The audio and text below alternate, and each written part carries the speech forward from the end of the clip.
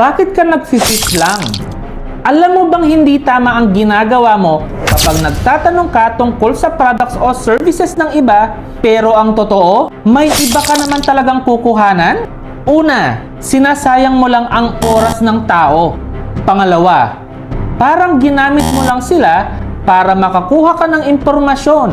At pangatlo, nagiging unfair ka sa kanila na nagbibigay ng effort para sagutin ang mga tanong mo. Kaya, paano mo inaasahan na magkakaroon ka ng magandang reputasyon? Pero kailangan mong magbago. Kung mag-i-inquire ka, gawin mo ito ng may respeto at integridad. Sa ganitong paraan, matututo kang maging fair at maayos sa pakikitungo sa iba. Tandaan, integrity is choosing your thoughts and actions based on values